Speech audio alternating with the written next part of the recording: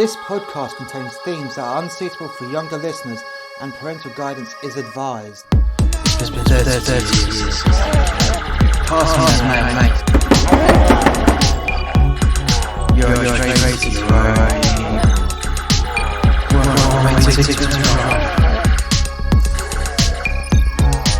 It's a suicide mission. It's been 30 years. The repairs to the HMS Bounty, our battered up spaceship, had pretty much been finished and we were near enough set to leave.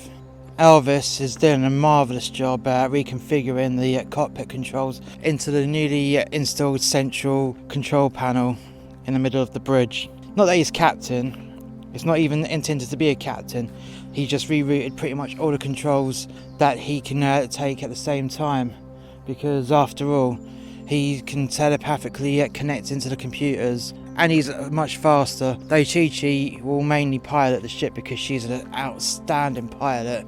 And then there's me. I'm a ship pilot, I'm shit on the computers, but I'm an effective killer. I'm the best killer on this ship, and there's only 3 of us now. We got our instructions from the DLC, who are the Greys High Command, and the DLC, and that is to go to a mining colony, which I don't remember the name of because, to be fair, I wasn't even paying attention. I just eyeing up my girlfriend, imagining what I'd do to her, seeing as we're in hyperspace and we're not needed in the cockpit. From what I gather, this mining facility is where high-level Nephilim is, and he needs to be taken out because it's a strategic mining facility and the Greys want it. That's all they want.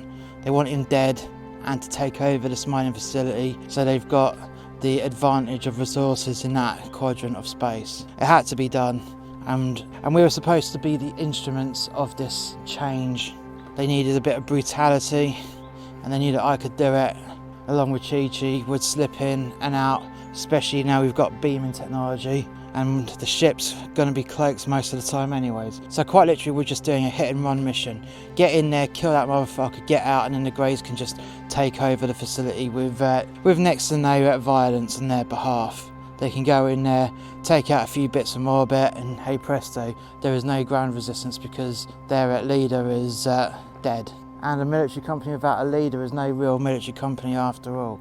And we don't know who's on the mining facility, but what we do know is there is a small garrison of human soldiers of my generation, not the ancient soldiers that we've heard about but never seen. Those soldiers, God knows where they are, but we will probably bump into them at some point.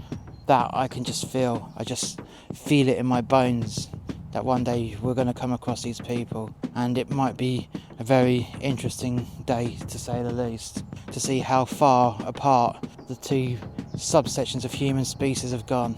But no, this garrison of human soldiers, they're of my age from what the Greys have told me, so there are going to be next to no changes on them, well, that I know of. After all, a lot of technology was tested on me whilst I was a prisoner back home on Earth, so I'd like to think that they haven't come up with a massive change, because they would have tested that on me in the first place, and I haven't changed, so these people shouldn't have changed. Well, that's the theory behind it anyways. We got the call over the ship's tannoy to go to the Bounty, and in the hangar bay was Anna, Josh and the man in black, all waiting to bid us farewell. Anna's still recovering from her injuries. I mean, she got shot really badly and she was in no fit state to join us on the mission, and there's just far too much heat on the man in black and Josh as well. So we might as well keep us on the down low with the bare minimum people on the missions, just so we're less noticeable when we're in between missions, when we're stopping off for supplies or just doing repairs and waiting in bars or whatnot, or walking around complexes.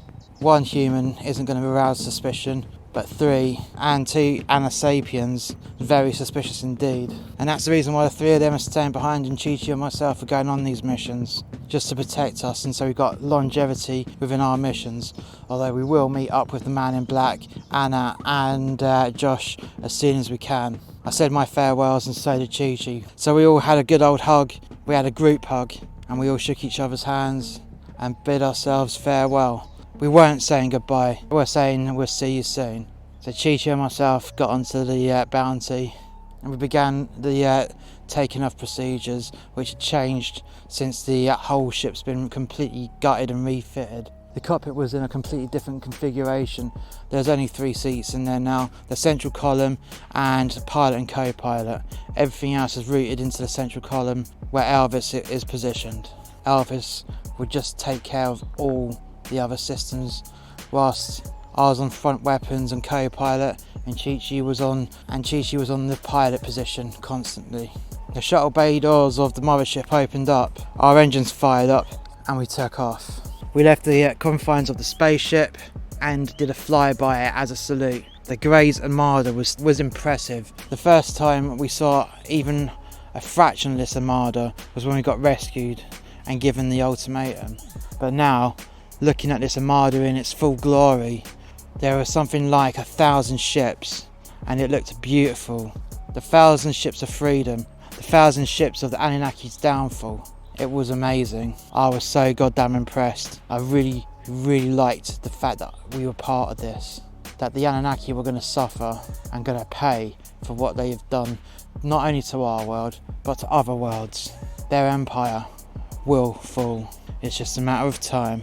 Chichi engaged the hyperdrive, and fuck me, this hyperdrive was smoother, it was faster, and it was even more silent than before. The inertial dampeners that were installed worked a treat. Normally when you went into hyperspace you could feel the judder, the ship just shaking itself into hyperspace, where now it was just instantaneously, and it was a flash. Done. Hyperspace, not an issue at all. About an hour into being at hyperspace, we got a message through from the DLC, and we were ordered to leave hyperspace and just listen. Okay, Elvis, I said, put the message up then, and he patched us through. It was just a recorded message. Greetings, crew of the Bounty. We have an update on your mission. We didn't want to say anything whilst you were on the mothership. We didn't want to upset the human you refer to as the old man or the man in black. That is because there has been an update to the commander of the mining outpost which we're sending you to. The new commander of the outpost is the husband of the man in black's daughter. Your orders are to terminate him on sight, and if at all possible, capture the man in black's daughter and put her into suspended animation while en route to our rendezvous after your mission is complete. She is to remain in stasis, so she is not a problem when we take her to meet the old man. This is the end of your message. Wow, said Chichi. Well, I can understand what I didn't say, but wow, this is going to be an interesting one. She didn't like you the first time round, did she? No, I said, not at all, Chichi.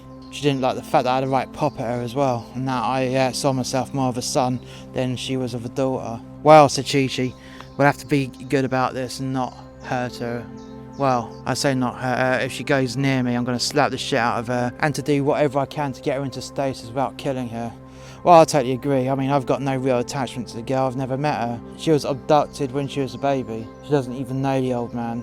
And to be honest, the way how she was acting, she can fuck right off. But the mission got updated, and she's there, and now she's part of our mission. And if we can get her alive, we'll get her alive. If she dies, I just have to break it to the old man in a good way, because she's a cunt. She wouldn't see sense. I know she wouldn't see sense, but don't worry about that.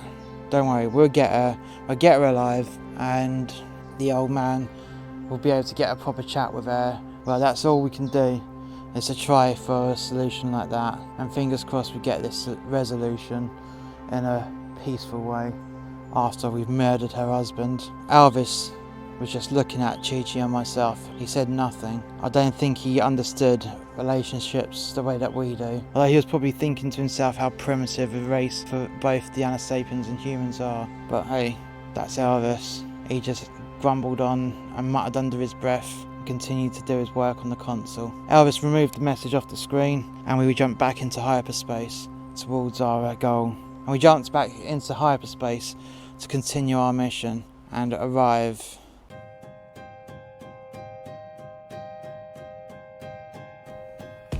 Thank you for listening. Please come back next week for the next episode. If you've enjoyed this podcast, why not check out our other podcast, A Tribute to Men That Hate Their Jobs, which is a brutal but witty portrayal of working a job you hate. In this podcast there are themes explored in which happy workers simply wouldn't understand, unless they listen to these cautionary tales from a man that lost his ideal job because of the global pandemic. Be warned that this podcast contains strong and offensive language that some listeners may not want to hear. In addition, this podcast is not recommended for younger audiences.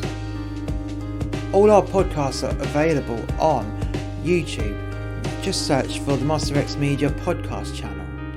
In addition, you can also find our podcasts on Amazon Music, Red Circle Podcasts, Stitcher and Spotify.